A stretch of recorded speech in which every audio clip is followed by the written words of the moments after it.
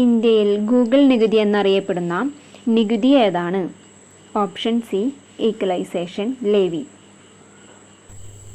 ഇന്ത്യയിലെ നിലവിലെ GST നിരക്കുകൾ ഏതാണ്? ഇതിൽ ഓപ്ഷൻ ഡി ആണ് ആൻസർ വരുന്നത്. 0%, 5%, 12%, 18%, 28%. ചുവടെ തന്നിട്ടുള്ളവയിൽ നീതി ആയോഗിന്റെ ലക്ഷ്യങ്ങളിൽ ഉൾപ്പെടുന്ന പ്രസ്താവനകൾ ഏതെല്ലാം? ഇതിൽ ഓപ്ഷൻ ഡി ആണ് ആൻസർ വരുന്നത്. വ്യവസായ സേവന മേഖലകളിൽ സർക്കാർ പങ്കാളിത്തം കൂട്ടുക. അത് തെറ്റാണ്. ആ പ്രസ്താവന തെറ്റാണ്. നീതി ആയോഗിന്റെ ലക്ഷ്യങ്ങളിൽ ഉൾപ്പെടുന്ന മറ്റ് പ്രസ്താവനകൾ നമുക്ക് നോക്കിയാലോ. ആധുനിക സാങ്കേതിക വിദ്യയുടെ സഹായത്തോടെ നഗരങ്ങളെ സുരക്ഷിത ആവാസ കേന്ദ്രങ്ങളാക്കി മാറ്റുക.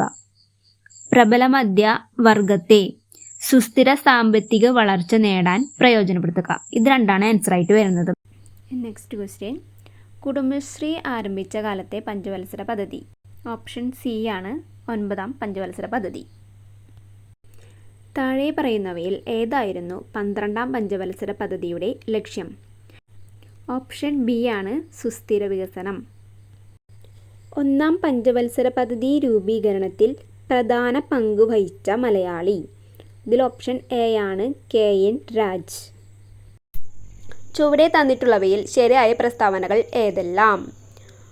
കോട്ടോണോപോളിസ് എന്ന് വിശേഷിക്കപ്പെടുന്ന നഗരം ബോംബെ ആണ് കേട്ടോ. ആൻസർ വരുന്നത് ബോംബെ തന്നെയാണ്.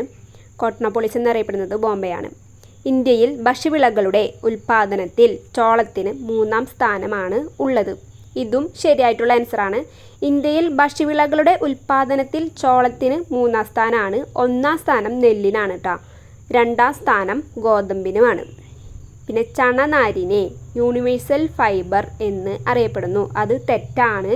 ചണനാരിനെ ഗോൾഡൻ ഫൈബർ എന്നാണ് അറിയപ്പെടുന്നത്. Golden fibre. അപ്പോൾ ഈ യൂണിവേഴ്സൽ ഫൈബർ എന്താണ്?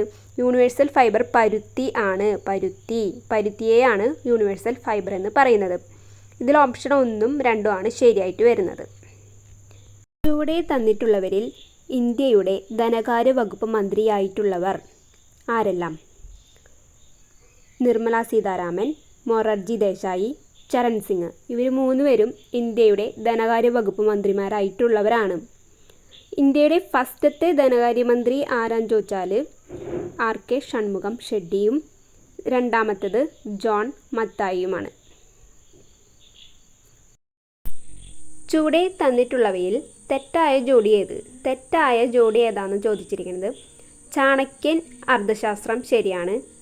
അമർത്യാസെൻ ക്ഷേമ സാമ്പത്തിക ശാസ്ത്രം ശരിയാണ്. മഹാത്മാഗാന്ധി ട്രസ്റ്റിഷിപ്പ് ശരിയാണ്.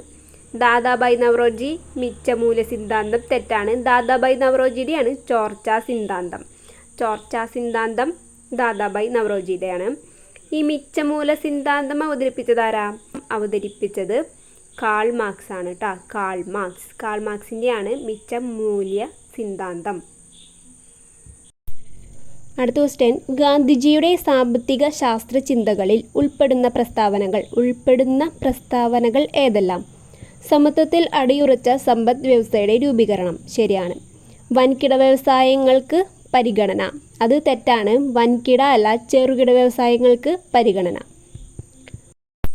സ്വയം പര്യാപ്തവും സ്വാശ്രയവുമായ പ്രാദേശിക സമ്പദ് വ്യവസ്ഥ. സ്വയം പര്യാപ്തവും സ്വാശ്രയവുമായ പ്രാദേശിക സമ്പദ് വ്യവസ്ഥ. ഇതിൽ ആൻസറായിട്ട് വരുന്നത് ഓപ്ഷൻ സി ആണ്. 1ഉം 3ഉം ഇതിൽ ഉൾപ്പെടുന്ന പ്രസ്താവനകൾ. ഗാന്ധിജിയുടെ സാമ്പത്തിക ശാസ്ത്ര ചിന്തകളിൽ ഉൾപ്പെടുന്ന പ്രസ്താവനകളാണ് സമത്വത്തിൽ അടിയുറച്ച സമ്പദ് വ്യവസ്ഥയുടെ രൂപീകരണം, ചെറുകിട വ്യവസായങ്ങൾക്ക് പരിഗണന, സ്വയം പര്യാപ്തവും സ്വാശ്രയവുമായ പ്രാദേശിക സമ്പദ് വ്യവസ്ഥ.